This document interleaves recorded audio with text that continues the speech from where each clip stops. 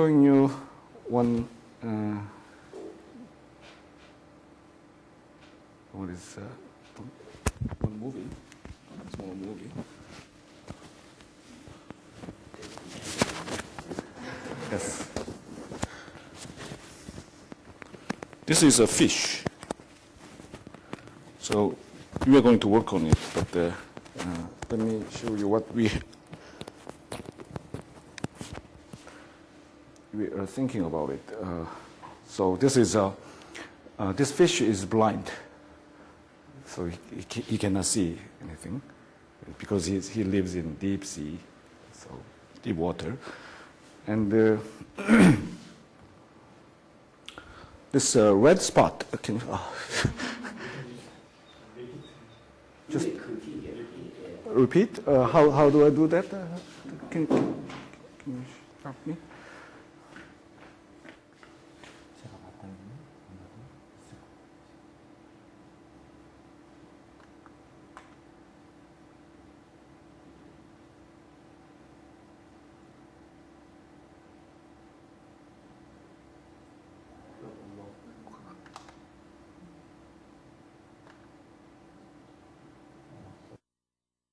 Good, very good, very good.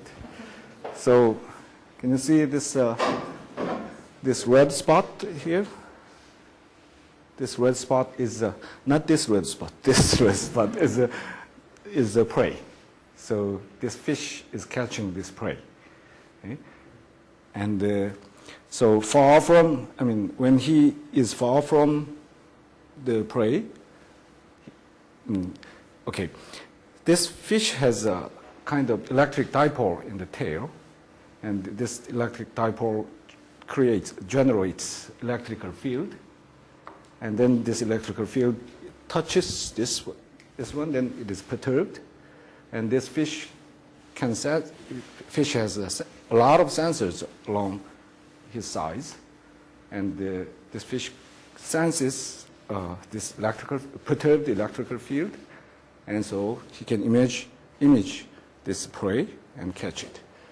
So, but when he is far away, he knows that there is something, and so he is approaching to this prey.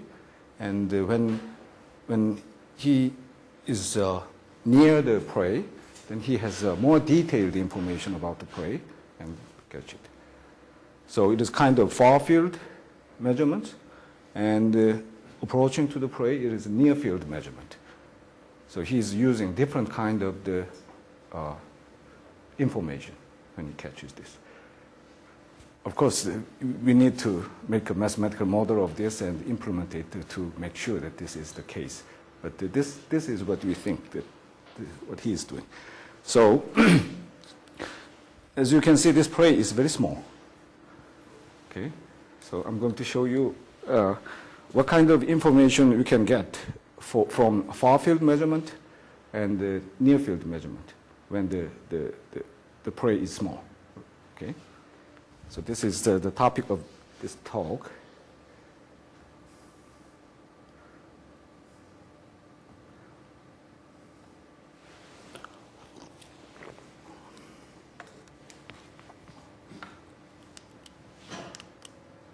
Okay, so this is contents of my talk. I'll start with this inverse problems, and I'll talk about the polarization tensors and the outer expansions. Outer expansion is kind of far field measurement expansion, and inner expansion is near field measurements. And using these informations, how we can reconstruct inclusions, and this method can be applied to the medical imaging. And I'm going to talk about today I'm going to very briefly talk about the MR elastography, also photoacoustic imaging. Okay. So this is breast cancer. This is an X-ray image, and this is MRI image, and here is cancerous cell. Okay, and so the inverse problem is to measure some kind of physical phenomena outside and image this cancerous body. Okay. So what do I mean by imaging cancer? So to find location, also size, and also some material properties, physical parameters. I mean, how stiff, kind of the stiffness of this. If you can image the stiffness of this cancer, it will be wonderful. Mechanically, I mean, mechanically image this inclusion. It will be wonderful. So let me start with inverse problem. This is called electrical impedance tomography or inverse conductivity problem. This is a very well-known problem. This is called Calderon problem. Okay? So Calderon raised this question. This is this gamma is conductivity, and you apply the current on the boundary of body. So here is a body, and using electrodes, you apply some currents. Then, because of this applied current, a voltage is generated inside. And now you measure this voltage on the boundary. And from this data, you want to reconstruct the gamma. Okay? But, so this has been a long-standing problem, the uniqueness. Uniqueness means that if you have all the data of this, all the data means all the G's, all kinds of G's, you apply all kinds of G's, and you measure this boundary voltage. And if there is a gamma 1 and the gamma 2, and if the corresponding boundary voltages are the same, identical, then does it imply that this gamma 1 and the gamma 2 are the same? This is called the uniqueness question. And this uniqueness question was solved by Sylvester Ullmann. It was about 20 years ago. Also Nachman. Also, this is a recent result. Astella, Paravarinta, they proved it. All of them were published in Annals of Math. Okay? But inverse problems are ill-posed, severely ill-posed, which means that practically it does not have solution. It's hard to solve this problem. Still, there are some people who are working on numerical implementation of these results, but it is not successful because of this ill-posedness. And actually, I like this person, Steven Pinker, who is author of Language Instinct. It's a very, very wonderful book. But he wrote another book, How the Minds Work. And in this book, this guy is not the mathematician. He's a psychologist or linguistics. But in his book, he says that the inverse problem is ill-posed and has literally no solution. He was discussing about how we can see, how our brain can, solve the inverse problem to see outside. So, what does it mean? So, in order to overcome this ill-posedness of the problem, we have to specify what kind of properties of medium we want to image. Okay? And also, with what resolution? Perfect resolution is impossible. So we need to use a priori knowledge. So in this talk, our a priori knowledge is the small list of the inclusions. We want to image inclusions, but it is a small inclusions. So early stage of cancer. And recently, some technology is developing, and this technology make it possible to measure this make it possible to have the internal measurements. This is called MREIT or magnetoresonance elastograph, MRE, and so on. This MREIT maybe you heard from Chang Lee. And also there is some technology is being developed to make an excitation of some local part of the body, okay, using some advanced technologies. And okay, so this is our configuration. So the body is homogeneous, or the inhomogeneity is also possible, and these are inclusions. There are a cluster of inclusions, and these are single inclusions. And the property of this inclusion is they are small, and they are far apart from the boundary, and far apart from each other.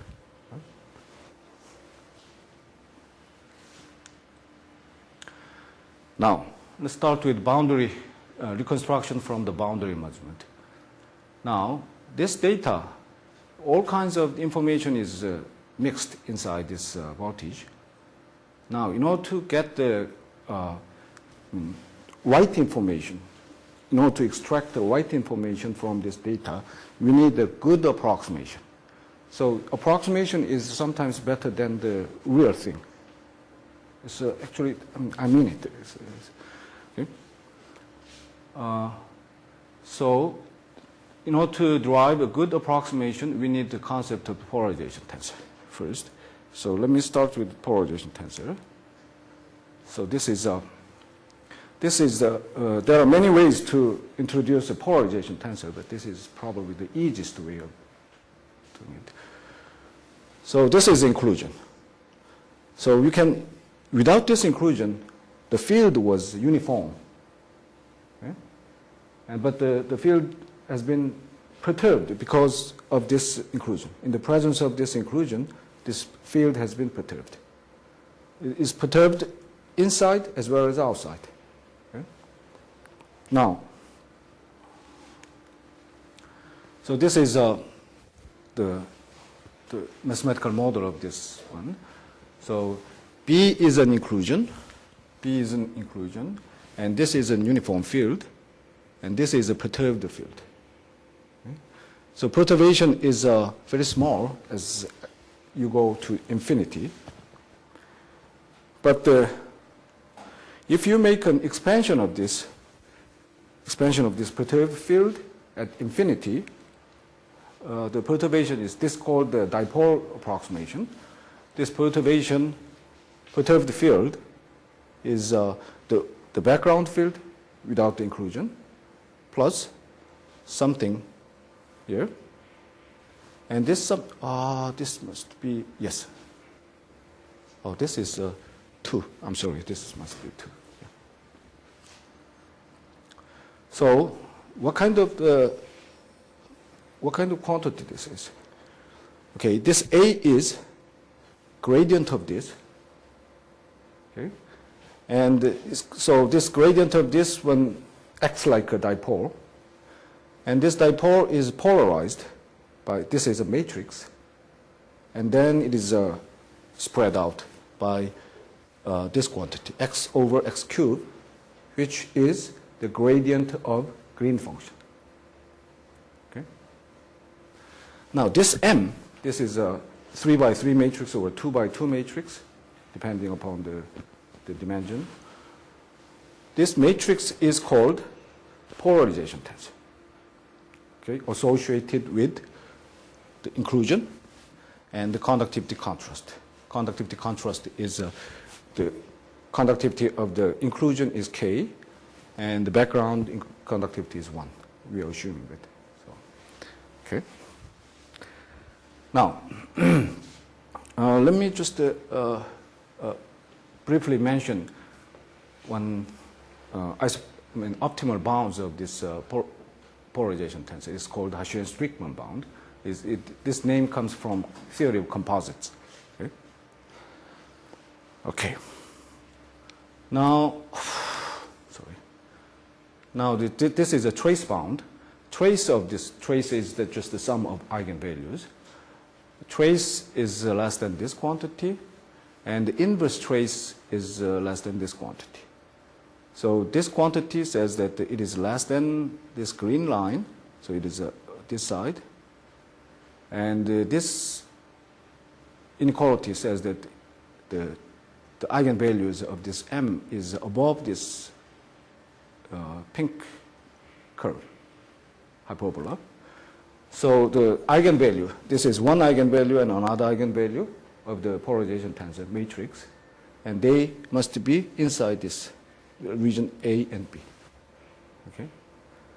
And this line is corresponding to the ellipse. All the polarization, eigenvalue of polarization tensor corresponding to ellipse lives here.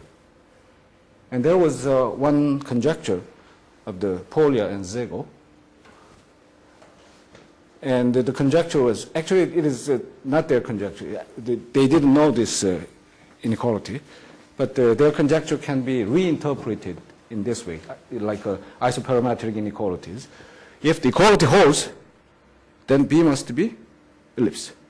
That's the Polya-Szego conjecture. And that was solved by myself and Graham Milton. It was published last year. Now, so our problem is, suppose there is for simplicity, just suppose there is a single inclusion. And the inclusion is this Z denotes, this indicates the location of the inclusion. And epsilon is, this is a reference domain. And is scaled by epsilon, so the epsilon is kind of the magnitude of the inclusion. So it's representing the smallness of the inclusion. And so conductivity distribution is like that. Background is 1, and the inclusion has conductivity K. And our conductivity equation is this one. Okay. Now, problem is to reconstruct D and K conductivity from this boundary measurement. Okay? But as I said, in order to have the good reconstruction algorithm, we need to have good approximation of this quantity. But you can imagine what would be the right approximation. Look at this. If the domain is here, and there is a very small inclusion far away from the boundary, and we want approximation on the boundary, then with respect to this inclusion, this boundary is far away, right, if you scale it.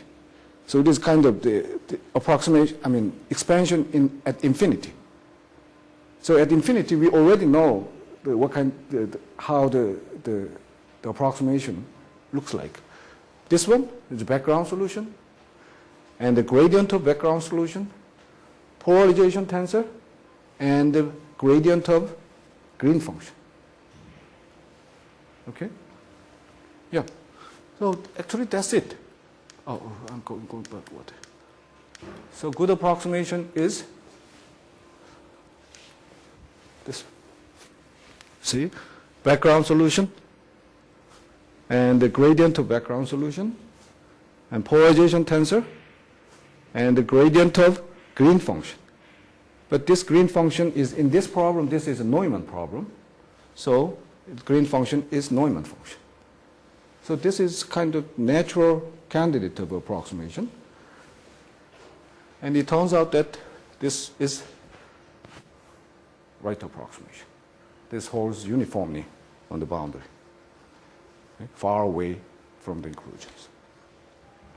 Now, so as I said, this is just the polarization associated with D, and this is polarization tensor associated with B. B is the reference domain, and the polarization tensor has this scaling property. So it's natural. Okay.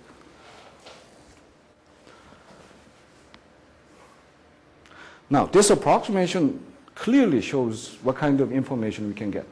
What kind of information? From this data on the boundary, what kind of information we can get? Location and polarization tensor. Right? Nothing more than that. I mean, just the location and the polarization tensor.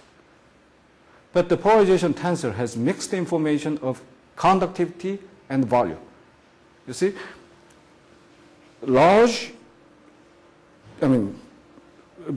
big conductor with very small conductivity is equivalent to small conductor with high conductivity. So these informations are mixed in there. So you cannot separate that. Okay. So this was done with Marie and Kim and Lim over there. When we got these figures, we were very excited. See, there were a cluster of inclusions, small inclusions, and from boundary measurement to reconstruct the location and the polarization tensor, and visualize this polarization tensor. And this is what you got. Okay? Nothing more than that. From far field measurement, can you separate the image these three inclusions? I don't think it's possible. It's just too much.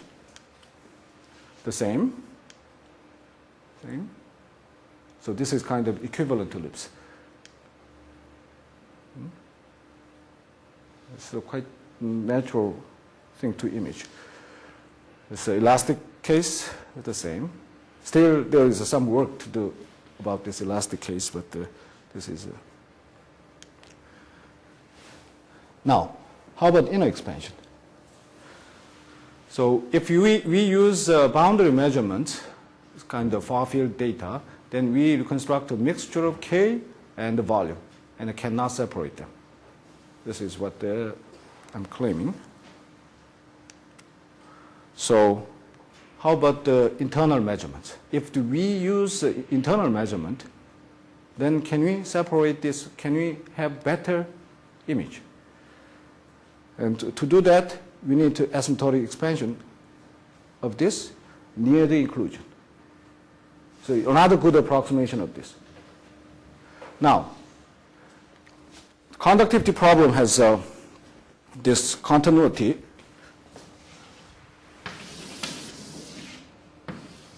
Solution is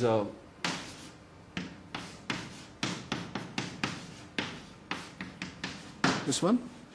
And this solution has interface condition. Interface is this is continuity of the potential, and this is normal derivative. This is a continuity of flux. So there is if you look at this, the condition, then there is a jump along the interface. There is a jump of the normal derivative. So you need to catch, in order to have that, you need to catch the jump along the boundary of the inclusion. And it turns out that this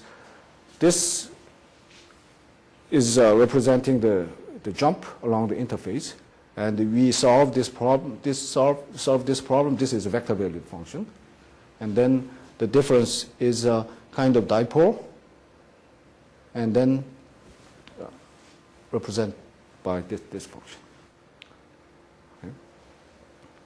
Once you have this approximation, then you can use this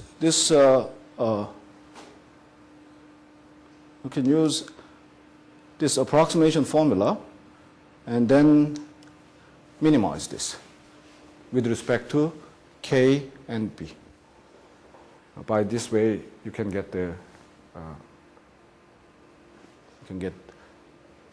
you can separate B. So Yeah, I mean, minimization is a very, very delicate problem, but let me just skip it. So these were topic of our book. This resolution is pretty bad. You need to solve the inverse problem. But this is, I can see it. I can solve this inverse problem. This is Hyeonbae and myself. It's called the polarization tensor, and you can read this book or ask Migyam, Professor Lim, how to derive these internal inner expansion or outer expansions. Okay. Let me show you one good example. Sorry.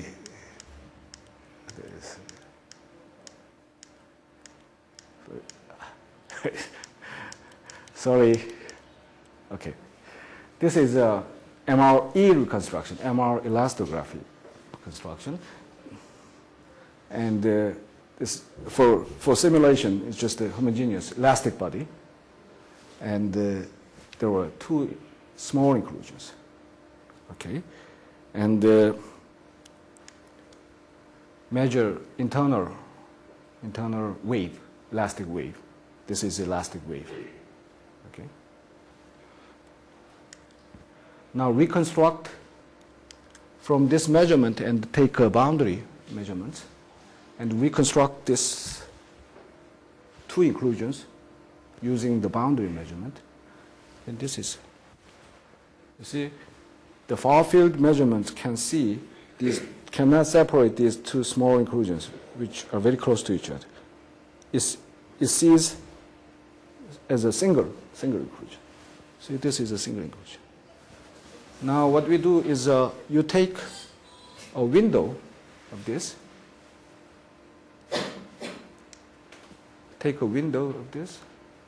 and do the minimization process. See?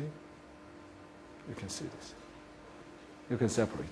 Of course, there is a trade-off. The boundary reconstruction is very stable.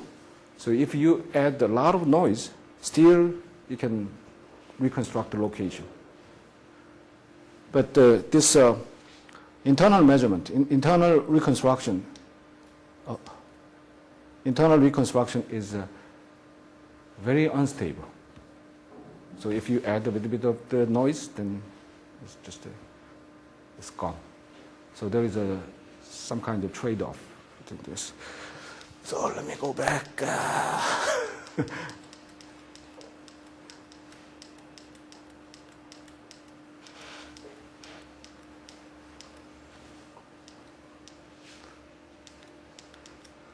So this is MR elastography. So this is so we are applying this idea.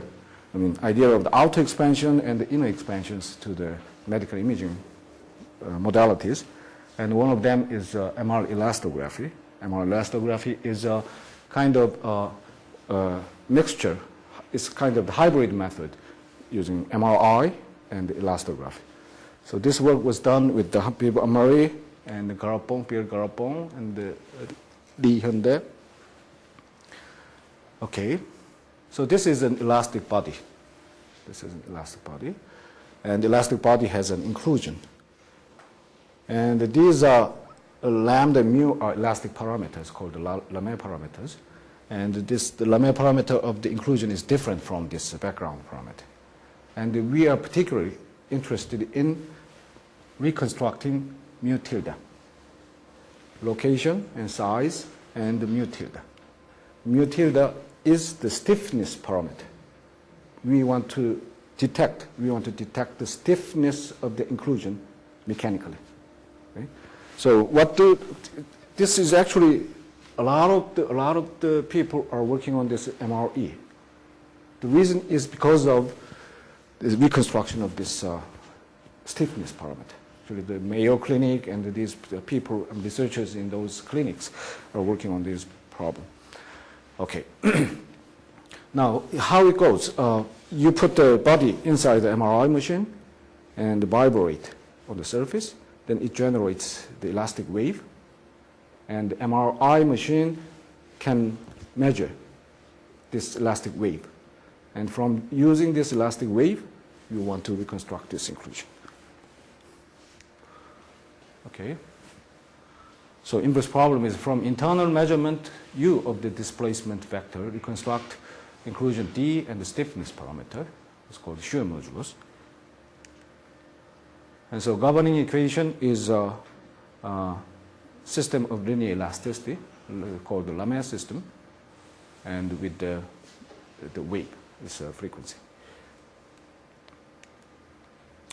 The interface condition is exactly the same. It's called the perfectly bounded condition. So the continuity of flux and continuity of flux and continuity of the traction or continuity of potential. Okay. Now, probably I'll just very brief. Okay. So, but the biological tissue has a particular property, which is a Poisson ratio, called Poisson ratio is something like 1/2. Poisson ratio is something like 1/2 means that this is almost infinity. So this lambda parameter is very, very large, much larger than mu parameter. But you see, there is one difficulty. We want to detect the mu parameter, but this lambda parameter is dominating. So the first idea is get rid of this dominating parameter. Okay, this parameter is very large.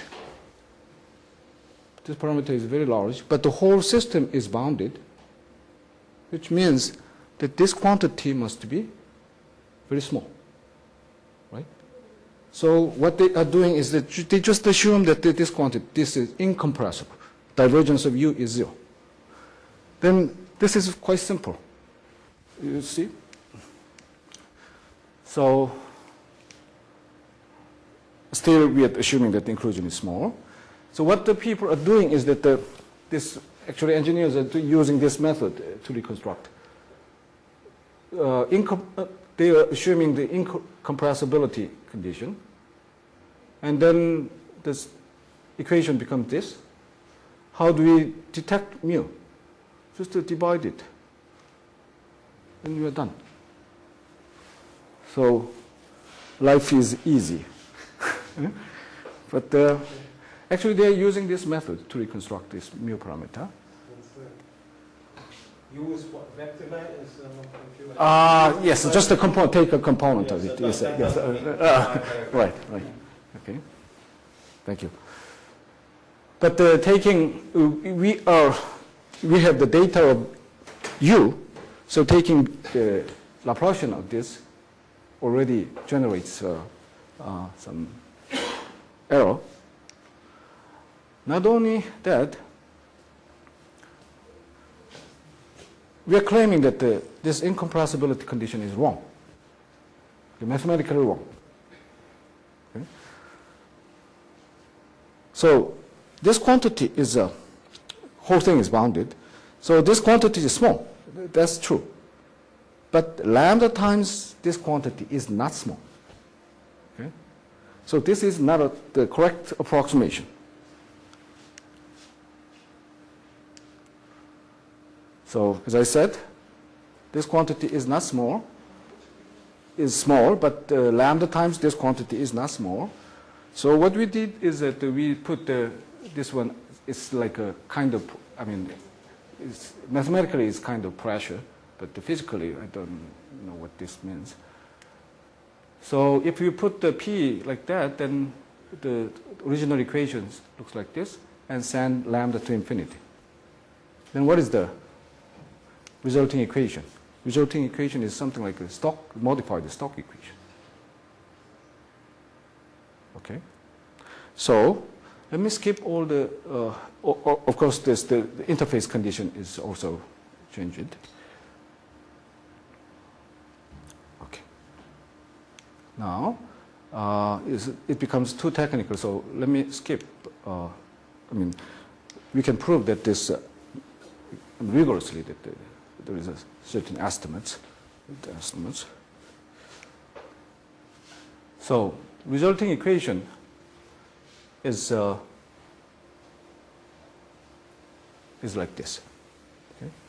So outside this modified Stokes equation, and inside modified Stokes equation, and interface condition. Okay. Now what do we do? Now use, this is the first approximation of the original system, of the Lamé system. And then there is a small inclusion. Now use inner expansion and outer expansion of this equation. So in order to do that, we need a fundamental solution. And we have this fundamental solution. Okay, let me just skip, let me just show you what the equation is. Okay, so difference of, this is background solution, and this is perturbed solution. The difference is gradient of background solution and the polarized. This is a polarization tensor. Actually, it's a, we call it elastic moment tensor or viscosity moment tensor. Okay? This is polarization tensor, and there is a green function. And this term comes from, it is different from this previous one. The previous one has no zeroth order terms, just Laplace equation. But our system has this. Our system has this one. So because of this, there is an extra term, and the extra term is given by this. So background solution and the green function. This is the inner expansion. And the outer expansion is also taking care of this transmission interface, transmission problem on the interface, and they have this. Okay.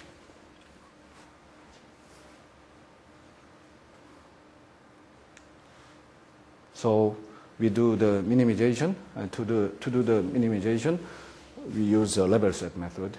And so to use the, because this level set is binary, we need to have some relaxation and so on and so on.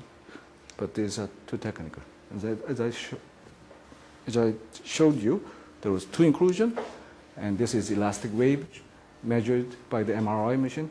Oh, this is a simulation, of course. We don't have MRI machine. And then boundary reconstruction, and take a window and do the minimization and get this. So this is another elastic wave. Can you see where the location, where the inclusion is? Up there? That's the source. You see there is some perturbation over here? Yeah, there is some perturbation, and take a window, and there was, the original shape was this one. I should have changed this one to Keist, but I cannot do that. You use homogeneous background. So if you change the background into inhomogeneous. I think this all the mathematics go through when background is inhomogeneous. So I think we never tried, but I think it works. It works for the inhomogeneous case, because but there is a problem. There's an inhomogeneous case. Well, what is the green function? That's the only problem.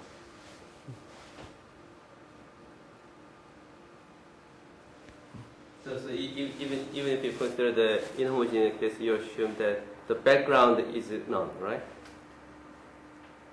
Yes, background is none. So Yes. Even if it's inhomogeneous, this kind of technique status. Another thing is this called the photoacoustic imaging. This is done with Emmanuel Bossy, Jognon, and oops. Oh, this is Habib's file, so you wrote it.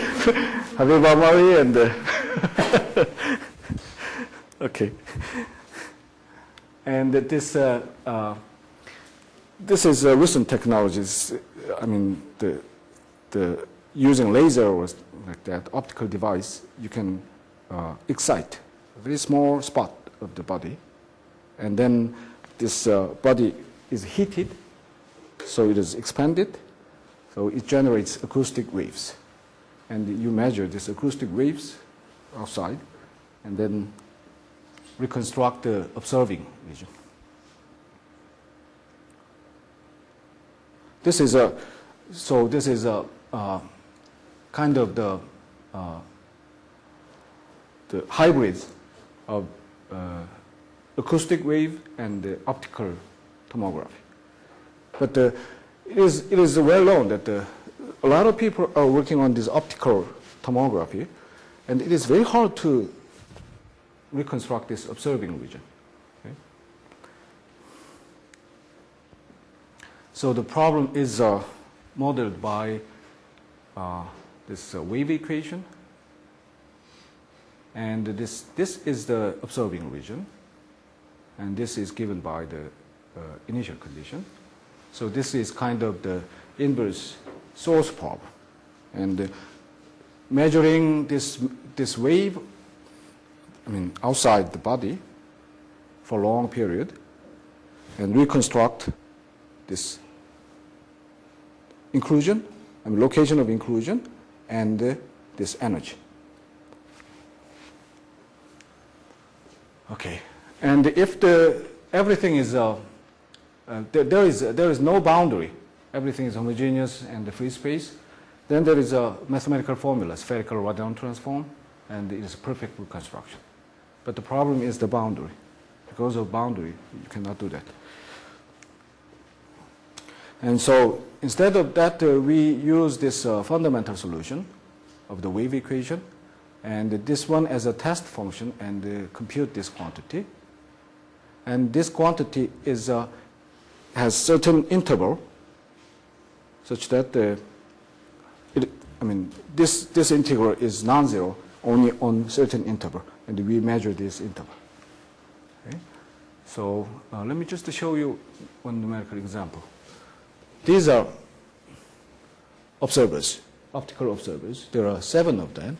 1, 2, 3, 4, 5, 6, 7. And you take an integral of that, I mean integral of the boundary measurements. Then thing is like this. There is a source. I mean, this is a source. Y is. So if you take, say, y is here, and then there is a certain radius where the integral is not zero, and take a few of them, then intersecting point is where the inclusion is. And doing that, this is reconstructed one. It's amazingly good. There are. Yes, laser, yes. But radius has some scattering effect. Yes, that's true. We used some kind of high frequency EMA, such like X-ray, some kind of thing. The perfect reconstruction is something weird thing. But this is a mathematical simulation, not practical. So there is a scattering. Yes, scattering is really, because scattering is much more strong than observing. That's why it is the optical tomography is so hard, right? Okay. So forgive me. This is a mathematical simulation. That's why it is so perfect. I mean, in practice, if you want to apply this algorithm in practical situation, there are lots of things to be taken care of. Okay. So we reconstruct 6 of them. There are 6 of them. But the 6 and 7 are too close to each other to be detected as separate one. So we detect it as a single one. So this result will appear in SIAM review. So this is a selective imaging. So this one has very strong observing property, and you can reconstruct this out of other 7 of them. And observing property can be differs. Can be changed depending upon the frequency.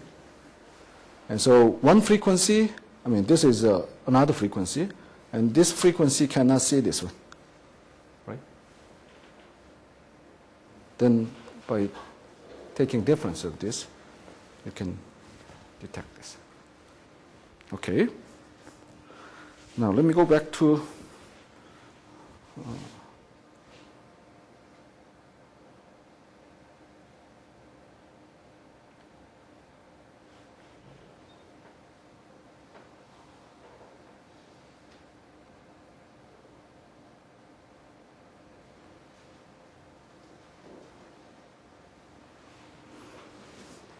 there are so many new imaging technique, especially medical imaging technique.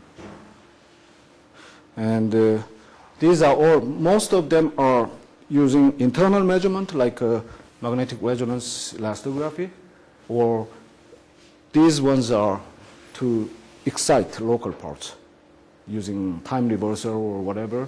They excite the local parts and it generates waves. So there is a radiation force imaging and the magnetoacoustic electrical tomography. This is to reconstruct the conductivity. In pediography, this is using elastic excitation and to reconstruct the conductivity. And these I showed you these ones. And so I think there are lots of things to think about this method. Mathematically and computationally as well.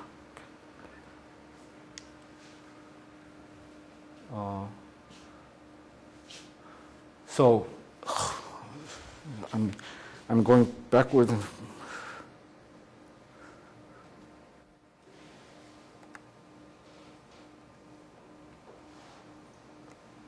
So conclusion is, this is kind of quite a promising area of research, also for application. This is kind of the hybrid method, multi-physics imaging process, and use multi-waves. Lots of acoustic waves and optical waves or whatever. And there is a mixture of the scales. And also important task is this multi-frequency imaging. You were talking about the background, knowledge. And in order to get rid of this background knowledge, in order to overcome this difficulty, you need to use multi-frequency technique. And there is I told you that there is a trade-off between resolution and the stability. This is also a very hot issue of computation. Okay. Thank you.